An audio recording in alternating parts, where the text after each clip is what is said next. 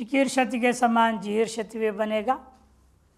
इसलिए इकोछल सूत्र का एक पद है, उसकी अनुवृत्ति 11वें सूत्र तक जाएगा और झल की अनुवृत्ति 13वें सूत्र तक जाएगा। अगला सूत्र आरंभ होता है हलंताच्च हलंताच्च। हलंतात पंचमी के एक वचन च वे दो पद है। हलंतात हल च असौ अंतश्चिति हलंत, हल च असौ अंतश्चिति हलंत। कर्मधारय समास किया। हलंतो यस्य बहुरी समास नहीं किया। हलंतो यस्य ऐसा बहुरी समास नहीं किया। हल च असौ अंतश्चिति हलंत। जो हल है वही अंतिम अवयव है जिसका बहुरी समास कर सकते थे, किंतु हमेशा नियम है समासों में कि सबसे निकृष्ट जघन्य जो समास बहुरी समास माना जाता है और सबसे उत्कृष्ट समास कर्मधारय समास है। इस समास आज चर्चा हुई थी थोड़ी, इस बालक ने पूछ पड़ा था। तो समास वास्तव में अनेक पदों को मिला के एक पद करने के लिए पदानाम समसनम इति समास। अनेक पदों को समसनम ने संक्षेपकरण, अनेक पद मिला के एक पद बना दिया। और एक पद बनाने से प्रत्येक पद का सुबंतों का अपना अलग अलग स्वर हो जाता है। अब समास में एक स्वर हो जाएगा उसका। समास स्वर की प्रकरण चलेगा बाद में, कौन से समास होगा तो क्या स्वर बनेगा, कैसे होगा, सब वर्णन आएगा। स्वरिकत्व पदैकत्व मुख्य दो फल है समास का। और समास मुख्य रूप में पहले बता चुका हूँ 5 प्रकार का है। केवल समास, अव्ययीभाव समास, तत्पुरुष समास, द्वंद्व समास और बहुरी समास। और तत्पुरुष का ही विभाग है द्विगु समास और कर्मधारय समास। संक्षेप में समझ लो ताकि यहाँ भी आपको काम आएगा। आगे कहेंगे यहाँ पर हलंतात तस्मैत हलंतात कर्मधारय तत्पुरुष, कर्मधारयात्मक तत्पुरुष समास है। समास में जब अनेक पदों का मैं एक बना देता हूँ तो वहाँ विचारणीय यह होगा क्या अर्थ लिया जाए, किसका अर्थ लें। इसको उसको सब मिला दिया, हमने एक कर दिया। अब कौन सा अर्थ प्रधान रहेगा उसके आधार पर अलग अलग विभाग हुआ। केवल समास में रूढ़ियात्मक शब्द होते हैं वहाँ, इसलिए ये प्रधान वो प्रधान विचार है ही नहीं। अव्ययीभाव समास है, उसे पूर्व पदार्थ प्रधान हो जाता है, उत्तर पदार्थ गौण है। तत्पुरुष समास में उत्तर पदार्थ प्रधान है और पूर्व पदार्थ गौण हो जाता है। द्वंद्व समास में जितने पद है पदार्थ है सब प्रधान है, सभी सम प्रधान है। और बहुरी समास में अन्य पदार्थ प्रधान हो जाता है। यानी जो समास के शब्द है उनका अपने अर्थ से कोई लेना देना, उन अर्थों से कोई तीसरी चीज पकड़ी जाएगी। जैसे दृष्टांत से समझो, आपको कहा अधिहरि शब्द दे दिया। क्या है? अधिहरि। अधिहरि माने हरौ इति अधिहरि। अधि है अव्यय, हरि है सुबंत। हरौ व्युत्पत्ति क्या है? इतना ही है, हरौ। शब्द क्या बना? अधिहरि। वो जो अधि है अव्यय वो अर्थ प्रधान है, हरौ का अर्थ प्रधान नहीं है। क्यों? अधि शब्द अधिकरण बताता है, हरि का अधिकरण है। और जैसे राजपुरुष शब्द आया, राज्य पुरुष है इति राजपुरुष, राजा का ये आदमी है, सैनिक होगा, कोई भी हो, मंत्री है, जो भी है। वहाँ राजा महत्वपूर्ण नहीं, गौण हो गया। आदमी कौन है सामने? राजा का पुरुष है, तो पुरुष प्रधान हुआ ना, उत्तर पदार्थ। समास के दो पद के दो पदार्थ है, उनमें से पूर्व पद कौन था? अधि, उसका अर्थ प्रधान हो गया अधिहरि में। या उत्तर पदार्थ कौन है? पुरुष, वो प्रधान हो गया। राजपुरुष से मुझे व्यक्ति जो सामने वो दिखता है, राजा से कोई लेना देना नहीं। व्यवहार किससे करेंगे? राजपुरुषम मान, यह बोलूंगा तो क्या राजा को ले आओगे? ये राजा के आदमी को लाओगे? राजा का आदमी को लाऊंगा ना, तो पुरुष प्रधान हुआ कि नहीं? राजा कौन हो गया? वह विशेषण केवल उस पुरुष को पहचानने के लिए, राजा का आदमी है, सेठ का आदमी है, अमुक का आदमी है, वह व्यक्ति को पहचानने उपयोगी मात्र था। लेकिन पद मुख्य कौन हो गया? उत्तर पद, पुरुष, उसका अर्थ प्रधान हो जाता है। और आपको कहा जाए राम लक्ष्मणौ आनीयताम, राम लक्ष्मण को ले आओ, ऊपर क्या करोगे? राम को छोड़ोगे लक्ष्मण को लाओगे, लक्ष्मण को छोड़ के राम को लाओगे? नहीं, दोनों पदार्थ प्रधान है, दोनों को लाया जाएगा। द्वंद्व समास, रामश्च लक्ष्मणश्चित राम लक्ष्मणौ तौ आनीयताम, उन दोनों को ले आओ, और दोनों को लाया जाएगा कि दोनों प्रधान है, उभय पदार्थ प्रधान द्वंद्व समास में। और बहुव्रीहि में पीतानी अंबरानी यस्य, पीले कपड़े पहने हैं जिसने, कौन? विष्णु भगवान। अब पीत से भी मतलब नहीं, अंबर से भी नहीं, इन दोनों से हमने किसको पकड़ा? एक तीसरे पद का अर्थ विष्णु भगवान को पकड़ा। अन्य पदार्थ प्रधान कहा जाता है। जो समास के अंतर्वर्ती पद है उनके अर्थ को प्रधानता नहीं दिया, किंतु बाह्य किसी अन्य पद के अर्थ को प्रधानता दिया। और कर्मधारय समास में वो भी तत्पुरुष समास का ही हिस्सा है, एक भाग है वो, वहां भी उत्तर पदार्थ प्रधान ही रहेगा। इसी यहां भी जब कर्मधारय समास की हो, उत्तर पदार्थ प्रधान। उत्तर पदार्थ कौन है? अंत, हलचसौ अंतश्च। इस और कर्मधारय समास दृष्टांत लो, जैसे नील कमलम कहते हैं, नीलंच तद कमलंच इति नील कमलम। और मुख्य कौन है? कमल। उत्तर पद कौन है? कमल, वो उसके अर्थ प्रधान है, फूल। उसमें नील गुण मात्र बता रहा है, पूर्व पदार्थ उसमें गुणावबोधक हो गया, इसलिए विशेषण हमेशा पूर्व में रहेगा, विशेष उत्तर पदार्थ होता है कर्मधारय समास में। नील क्या है? विशेषण, कमल क्या है? विशेष्य। तो विशेषण विशेष का समास हुआ। अतः इस एतर विशेषण वाला ये विषय है, विशेष्य है, ये बताने के लिए विशेषण को पूर्व पद में रखा जाता है, विशेष को उत्तर पद में रखा जाता है। अतः उत्तर पद प्रधान हो गया। एवं द्विगु समास में क्या है? संख्या पूर्वो द्विगुहु। सूत्र क्या है? संख्या पूर्वो द्विगुहु। जब संख्यावाचक पूर्व पद में आ जाए तो उसका नाम द्विगु समास होता है। संख्या पूर्व में आना चाहिए। जैसे त्रिलोक, 3 लोक है, अब यहां 3 संख्या आ गया, त्रयाणाम लोकानाम समाहार इति त्रिलोकम बनेगा। यह संख्यावाचक पूर्व में होने से तत्पुरुष समास होते हुए भी इसका नाम पड़ गया द्विगु समास। इसमें उत्तर पदार्थी प्रधान रहेगा। किनके समाहार कर रहे हो? लोकों का। कितने लोक? 3 लोक। इसलिए मुख्यार्थ जो समाहार अर्थ में जो समास हुआ है और प्रधान हो गया लोक, गौण हो गया संज्ञा। इस समास के सामान्य आपको दिग्दर्शन करा दिया। आगे जैसे समास द्वितीय अध्याय में आएगा तो विस्तार देखेंगे।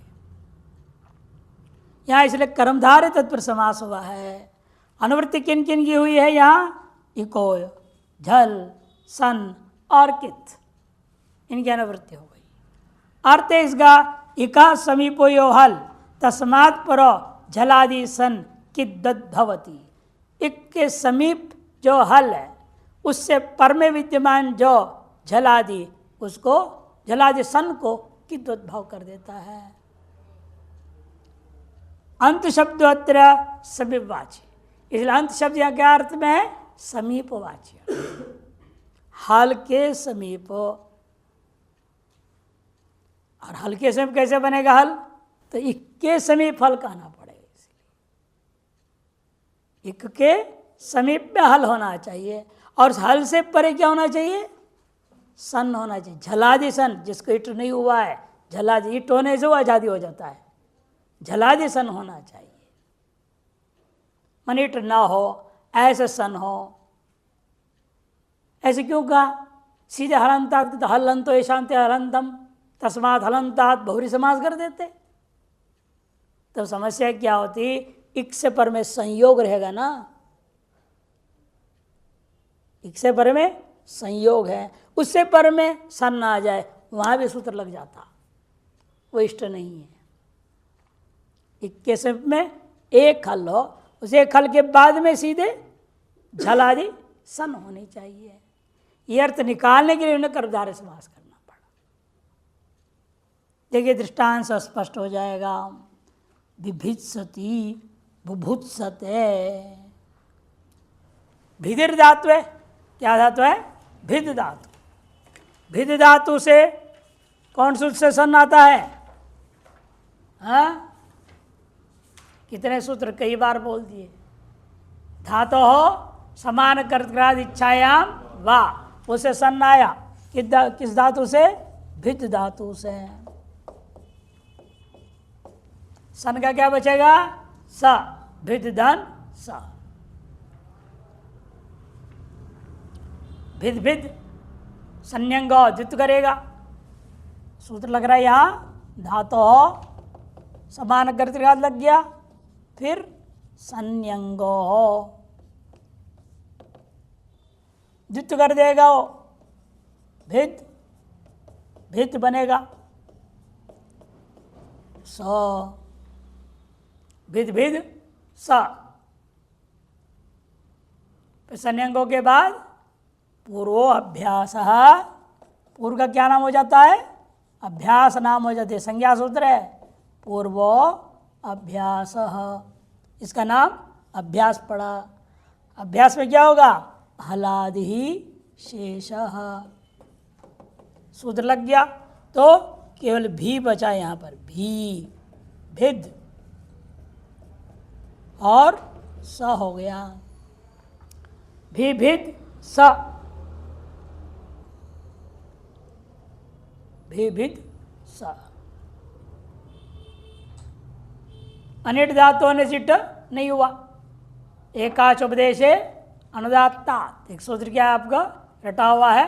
एकाच उपदेशे अनुदात्तात, जो उपदेश काल में एकाच हो और अनुदात्त हो, ऐसे हलन धातु से इट नहीं होता। उसे भी गिनती कर दिया है, 103 धातुओं को गिना दिया है, कारिका है उसका, आगे आएगा। तो उन धातुओं को नहीं होता, उसे भिद भी, दांतों में भिद है, अतएव इट नहीं होगा। नेट धातु, अनिट धातु, इट नहीं हुआ तो सही रह गया। अरे अभ्यास का शेष क्या करना है? अभ्यास है चर्चा, अभ्यास है चर्चा। भ को ब कर देता है वो, बी भिद धन स। ये सन कैसा है? झलादि है। इट नहीं हुआ, अनिट धातु होने से झलादि है। झलादि होने से वर्तमान सूत्र क्या कर दिया? हलंताच्च। यहाँ क्या इक कौन है? यहाँ भी का ई, ये क्या है? इक। इक के समीप फल कौन है? द। द से परे सन है आपका झलादि। झलादि सन पर में है। भिद गई क्या है? इक। उसके समीप वाला हल कौन है? द। उसे पर में झलादि सन है आपका, इसलिए इसको क्या हो गया?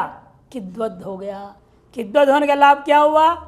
किंगिति च, इसको गुण जो प्राप्त था ई को पुगंत लघुपद च, वो गुण नहीं होगा। विभित स है, अब द को क्या हो जाएगा? खरीच, क्या होगा? खरीच लग गया तो बी भित स, ये धातु बन गया। सनाद्यंता धातवः सूत्र है, सनाद्यंता धातव, वो धातु संज्ञा कर देगा। अब लट तिप शप हो गया, विभित्सति, विभित्सति, यहाँ लगाता खरीच, विभित्सति। एवमेव ये भिदिर धातु छेदने, भेदन करना, छेदन करना अर्थ वाला। और दूसरा बुध अवगमन है, बुध धातु अवगमन अर्थ में, अवगमन में ज्ञान होना, बोध हो जाना, बुद्ध से ही बोध बनता है, बुद्ध बनता है, बुद्ध भगवान बुद्ध। और जो ज्ञानी हो गए उसको भी क्या कहेंगे? बुद्ध, नहीं तो बुद्धू। अब देखो बुध धातु है, प्रक्रिया सब वही है, बुध धातु है, यहाँ थोड़ा फर्क आएगा। बुध धन सा, बुध बुध धन सा,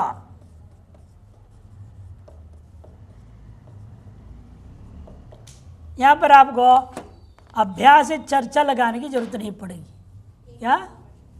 अभ्यास से चर्चा लगाने की जरूरत नहीं है। हाँ, एकाच वो तो अनिट है, वो तो अनिट बोलना है। जैसे यहाँ केवल क्या हुआ? पूर्वाभ्यास हलादि शेष लगा दिया, तो बू बुध धंस। अब यहाँ पर वह सूत्र है, सबसे पहले एकाचो, नहीं, एकाच उपदेशे अनुदात्तात्, एकाच उपदेशे अनुदात्तात्, ये सूत्र लगेगा। वो सूत्र क्या करेगा? बुध धातु को अनिट बताएगा। अनिट होने से क्या हुआ? ये झलादि हो गया, नहीं तो झलादि सन नहीं रहता, आजादी हो जाती इट होता तो। आर्ध संज्ञा होगा, आर्धातुकम विशेष, आर्धातुकस्य इट वाला आदेश सूत्र से इट प्राप्त हुआ, तब एकाच उपदेश अनुदात्त ग्रह, ये अनिट धातु है, आतिवेट नहीं हुआ। इट न होने से क्या हुआ? भी बू क्या है? इक, उसे पर में समीप में हल कौन है? ध, उसे पर में झलादि सन हो गया, है नहीं? अब इसको कित कर दिया, वर्तमान सूत्र ने हलंताच ने कित कर दिया। कित करने से सूत्र लग गया इंगिति च, प्राप्त जो गुण कौन सूत्र से गुण प्राप्त था? पुगंत लघु पद से च, उसे प्राप्त गुण इंगित च से निषेध हो गया, तो भू बुध स रह गया, पूर्वत खरी च लगा देंगे, तो धातु क्या बनेगा? बुभुत्सा। भू नहीं, एक और लगाना भूल गया, ओ एकाचो बशो जसंतस्त्वः, क्या सूत्र है? एकाचो बशो भश झषन्तस्य स्द्वः, वो क्या करेगा? ये क्या है? भषंत है, अतः इस ब को भ कर देगा, भू बुध बनाता है ये, धन सा।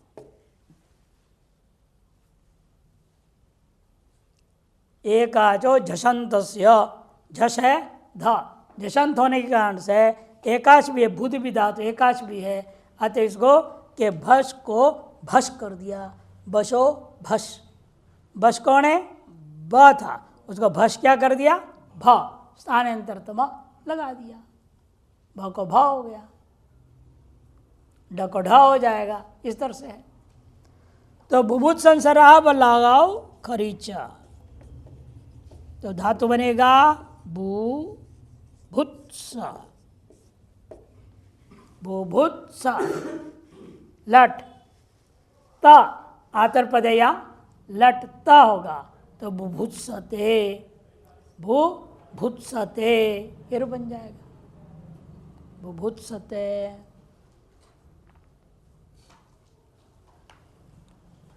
इसमें हलंतात् की अनुवृत्ति अगले सूत्र तक, केवल एक ही सूत्र तक है, अगले सूत्र में जाएगा। लिंग सिचा वात्मने पदेशो, लिंग सिचा वात्मने पदेशो, लिंग सिचौ आत्मनेपदेशो। लिंग सिचौ प्रथमा का द्विवचन है, आत्मनेपदेशो सप्तमी का बहुवचन। तो लिंग सिचा वात्रपदेशो, लिंग सिचो प्रथमा का द्विवचन और आत्मप्रदेशो सप्तमी का बहुवचन है। लिंग च शिक्षा, तो क्या द्वंद्व समास आ गया, लिंग च शिक्षा इति लिंग सिचौ। इतरेतर योग द्वंद्व समास।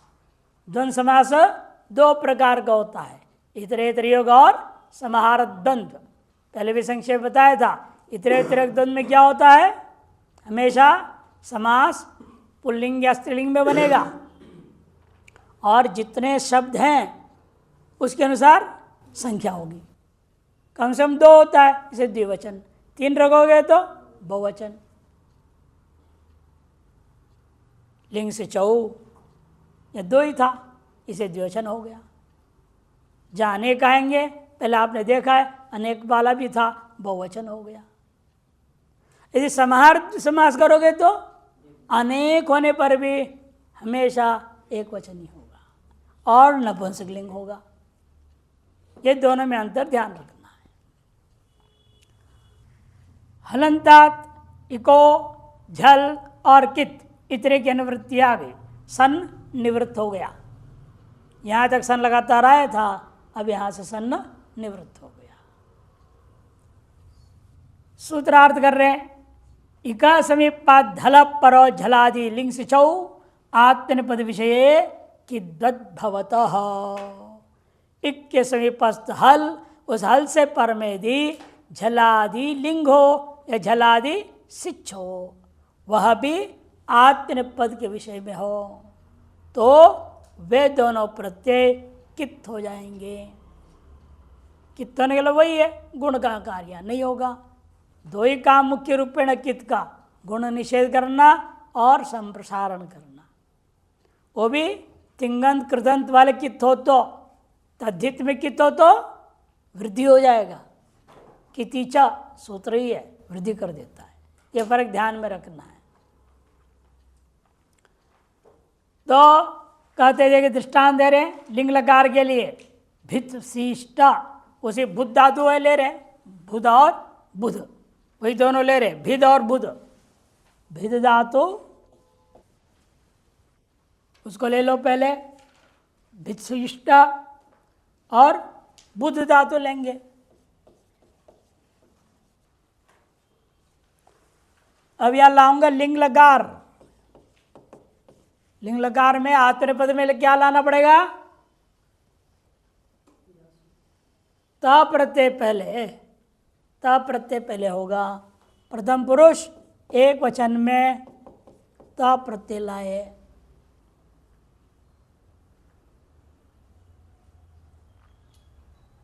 इस त प्रत्यय प्रत्यय हुए हम लेंगे, इसलिए आश्रलिंग, विधिलिंग नहीं लेना, नहीं तो शप आ जाएगा। इसलिए यहाँ आश्रलिंग कहो, आ लिंग लिख दो, आ लिंग, आश्रलिंग। लिंग दो प्रकार का है, विधिलिंग और आश्रलिंग। आश्रलिंग केवल आशीर्वाद देने का काम का है, आश्रलिंग के जो पद बनते हैं। और विधिलिंग का तो अनेक अर्थ में, विधि, निमंत्रण, आमंत्रण, संप्रश्न, अधिष्ठ, प्रार्थनेषु, इतने अर्थों में। तो आश्रलिंग व प्रथम पुरुष एक वचन, इसलिए आश्रलिंग होने से क्या होता है, इसका लिंगाशिषि से आर धातु संज्ञा हो जाता है, अतः शप आदि नहीं आएगा। आ संज्ञा होने के बाद सुट, तिथोह और लिंगा सीयूट। तो क्या होगा, इसे त को सीय स सिय स त सुरते तो पुल्लिंग स्यूट। ये सीट तो सर्वत्र है ना, पूरे 9 में लगेगा। और था में केवल करेगा, ये 2 ही जगह करता है। अब क्या होगा, इस यकार का हम पहले लोप कर लेंगे, लोपो व्योरवली, लोप हो गया यह। तो बचेगा क्या, इन दोनों धातुओं से परे भिद एवं बुध से पर में सी स त।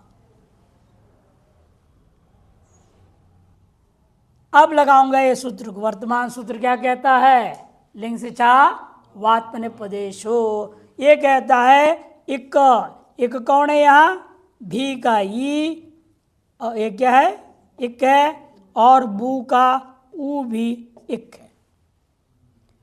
उससे पर में एक में द है हल, दूसरे में ध है हल, है कि नहीं।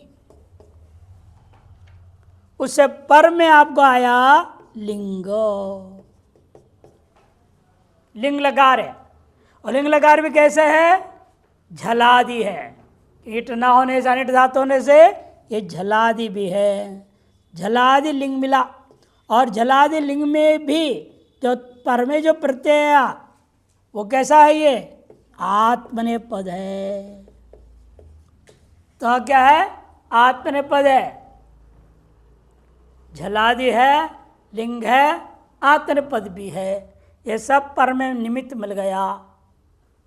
तो इसलिए क्या हो गया, ऐसे और सुरते तो इसको कित कर दिया, लिंग से चा वात्मने पद ने इसको कित कर दिया।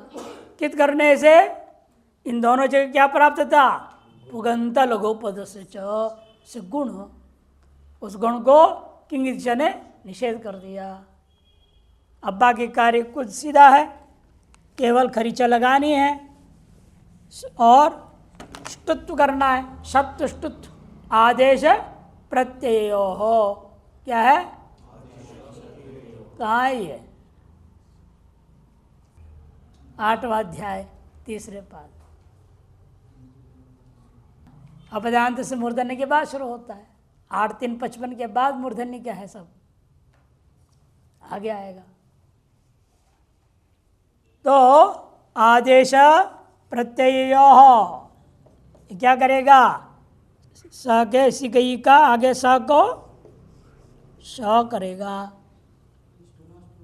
उसके बाद स्टुनाष्टु लगेगा। पहले आदेश प्रत्यय होगा, तभी स को मूर्धन शकार हुआ, तब स्टुनाष्टु। और इधर द और ध को खरीचा, तो भित शीष्ट। और यहाँ पर वो लगे, एक आचो भसो बस लगेगा, जलादि मिल गया ना, एक आचो भसो बस जसंत से तो, इसलिए बनेगा यहाँ भूतशिष्ट, भित्शिष्ट भूतशिष्ट, ये बन जाता है। ये लिंग का दृष्टांत दोनों का एक साथ हो गया। और सिच के लिए भी दृष्टांत यही 2 धातुओं का लेंगे। सिच के लिए, सिच कहाँ आता है, लुंग लकार की बात है।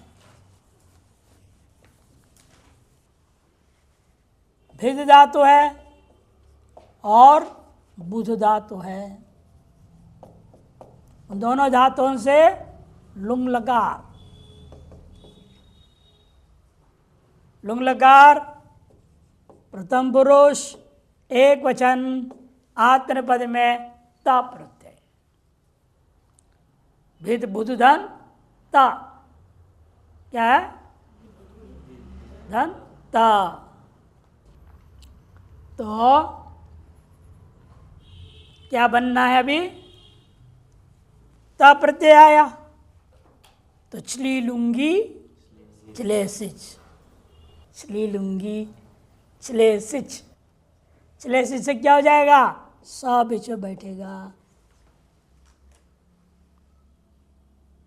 सिच आ गया।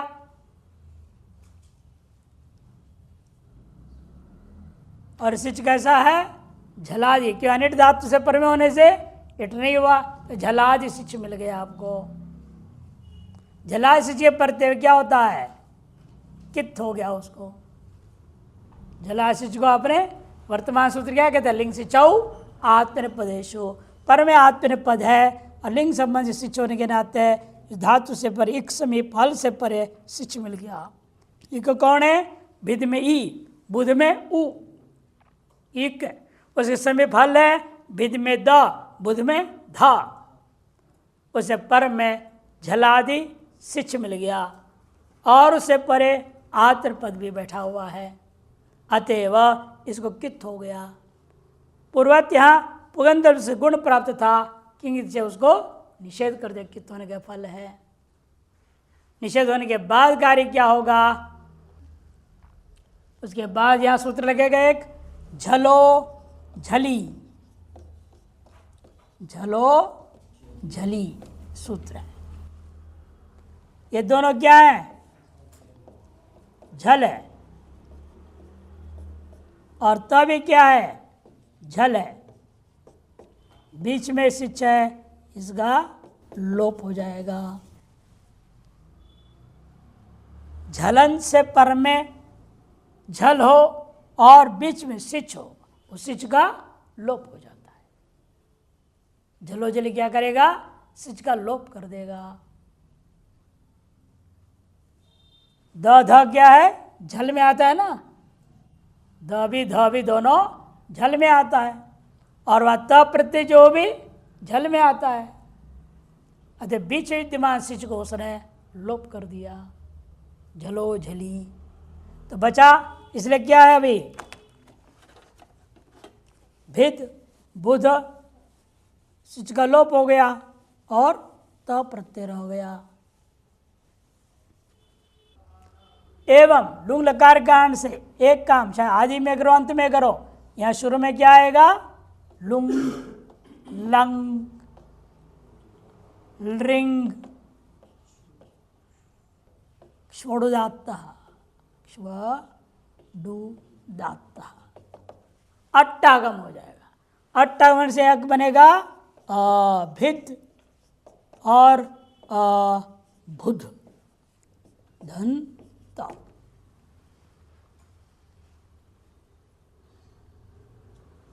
या खरीच लगने से रू बनेगा अभित्ता। द को त हो गया, ओता मिला दो, अभित्ता एरो बनेगा। और यहां पर क्या बनेगा? झसस तथोर धोधा। सूत्र क्या है? झसस तथोर धो अधः। ये त को ध हो जाता है, आटागम हो गया, आटागम हो गया, अ भुध धन ध हो जाएगा। त को ध करेगा, त और थ दोनों को ध आदेश होता है। कब? झसंत से पर में हो। झसंत कौन है? या अभूत का ध, ध झस है, उसे पर में है त, उसको ध आदेश हो गया। तथोर धा, धा धातु को छोड़ करके अधः बोल दी। अब यहां पर झलाम, हाँ झलाम जस झसी, झलाम जसों नहीं बोल देना, झलाम जस झसी। वो क्या करेगा? ध को द कर देगा, तो अबुद्ध अबुद्ध ही रहेगा।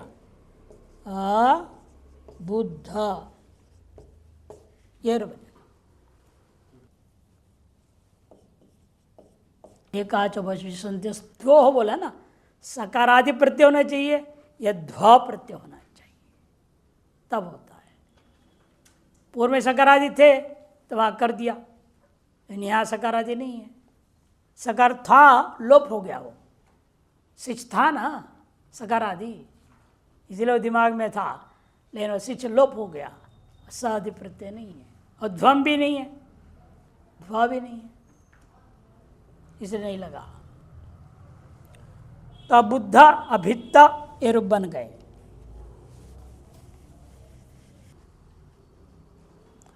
और इसके बाद सूत्र आरंभ होता है उच्च उश्च, उहु पंचमी के एक वचन, च अव्यय। पुरुष से लिंग से चौ की अनुवृत्ति 13वें तक जाएगा और आत्म पदश की अनुवृत्ति 17 तक जाए, काफी आगे तक जाएगा, 17 तक जा रहा है। उच्च लिंग से चौ आत्म पदश की अनुवृत्ति है, यहाँ है, झल की भी अनुवृत्ति है और कित का तो लगातार चल ही रहा है। अर्थ कर रहे हैं, ऊ का अर्थ क्या है? री का रूप बनता है ऊ, री है ना, री, इस वर्ण का रूप चलाओ, इसे रामा रामो रामा चलाते हो, री का चलाओ रूप, क्या बनेगा?